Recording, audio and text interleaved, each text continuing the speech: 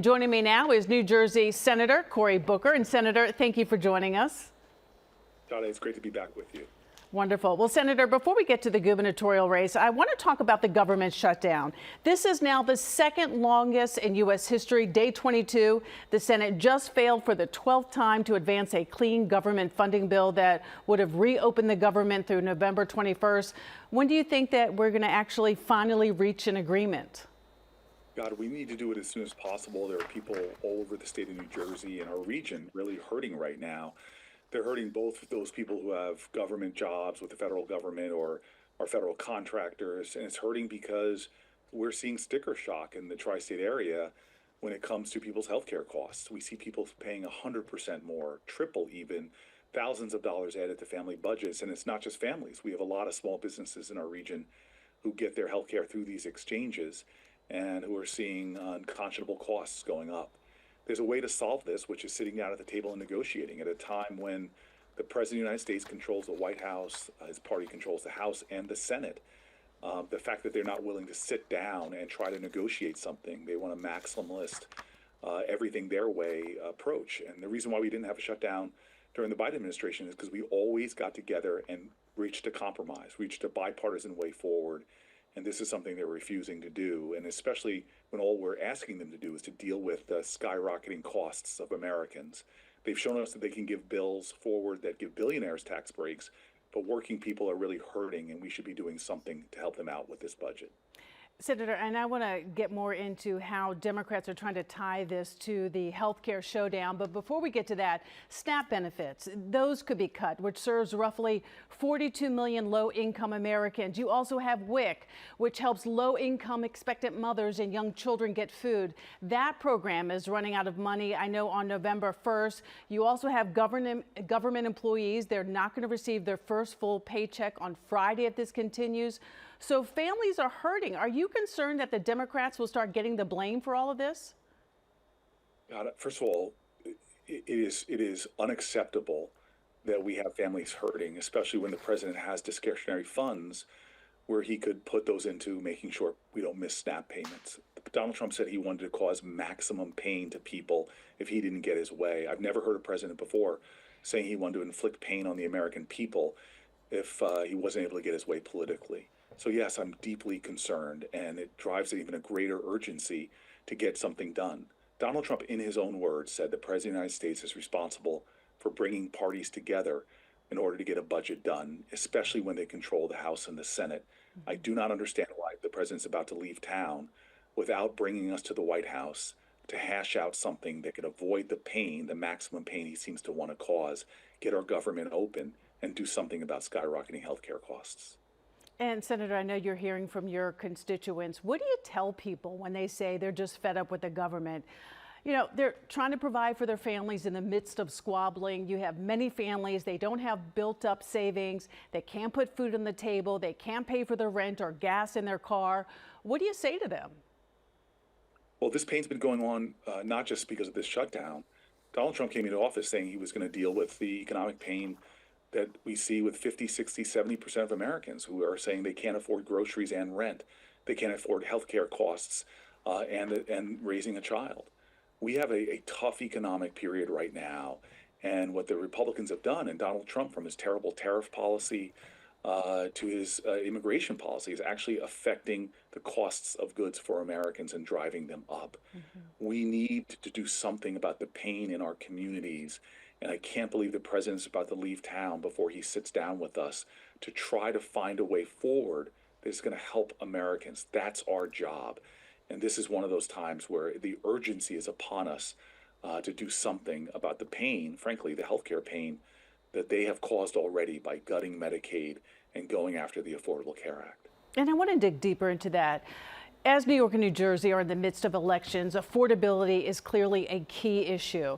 But when it comes to the shutdown, Democrats are calling this a health care showdown. You've spoken about this yourself, where Democrats are trying to pressure Republicans to extend billions of dollars in federal tax credits, which, as you've just mentioned, have lowered premiums for uninsured Americans. Is this a move to try and win back the support of the working class that were lost in the last presidential election, or do you think this shutdown will further alienate this group? I'm really not concerned about the politics right now. It's about the people. I was elected by New Jersey to help to fight to bring costs down. I'm proud that I've been able to bring back more money than any individual senator has in a century to the state of New Jersey, including for big projects like the Hudson Tunnel. But Donald Trump is targeting New Jersey. He's cutting funding to critical infrastructure and said he's going to freeze the Hudson Tunnel project, which thousands of jobs in our region rely on. This is a president that says he's going to cause maximum pain and begin to cut off feeding programs. And this was even before he was attacking programs like Meals on Wheels, before this showdown. And so I'm going to fight for Jersey. I'm going to fight for our jobs. I'm going to fight to lower costs against a president who's targeted our state and local tax deduction, who has raised costs through his terrible tariff plan, who in the big beautiful bill found $1 trillion to give corporations and the wealthiest Americans tax cuts while working class Americans pay more. This is wrong. And it's one of the reasons why I support Mikey Sherrill in this election, because her opponent in the Republican Party says he's 100% MAGA. From the immigration policies of Donald Trump, that's getting a lot of Americans pulled into that system, he supports that. From his attacks on our infrastructure and the tunnel, this guy says I'm 100% MAGA and supports that. We need people that are going to fight for our region, defend our communities, work with the president when it's presenting opportunities, but fight for people that are really hurting and fed up right now. Let's talk about that governor's race. Senator, the new poll we mentioned earlier has the governor's race very tight at this point. Ciattarelli is gaining ground. What does Sherrill need to do in this final stretch? I think she needs to continue to talk about what she has, which is an extraordinary plan for New Jersey, to lower costs on New Jersey families, to find ways to deal with our energy crisis, which is seeing costs go up 20%. She has a bold vision to how to try to make sure New Jersey's costs go down, and then we improve things like our public education system and more. All I've heard from Ciattarelli is that his vision is to be a MAGA guy, that he believes Donald Trump is a solution for New Jersey. He believes Donald Trump's policies are right for New Jersey.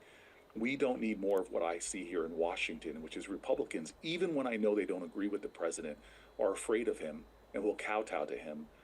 I feel like everybody here must be doing yoga because these guys are bending over backwards to go along with a president that's doing things that they disagree with. We do not need a lapdog in New Jersey for Donald Trump. We need somebody that's going to stand for New Jerseyans and work with anybody, Democrat or Republican, who will help make our state more affordable and stronger in our economy. Well, it was such a tight race. It's going to come down to voter turnout. What is it going to take to energize, you think, Democratic voters to come out at this point? Because you can't just rely on negative ads to get voters out. Oh, God, and they are tiresome.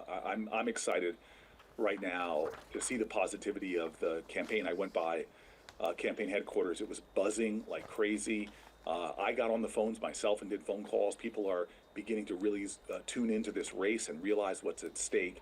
So you have to work in New Jersey. We really are going to work hard these next few weeks. I'll be all over the state and just get people excited and energized about what's at stake. Your health care is at stake. Rising energy costs are at stake. Our infrastructure projects are at stake. Jobs and businesses and public education. Our New Jersey hospitals are in crisis right now because of Donald Trump.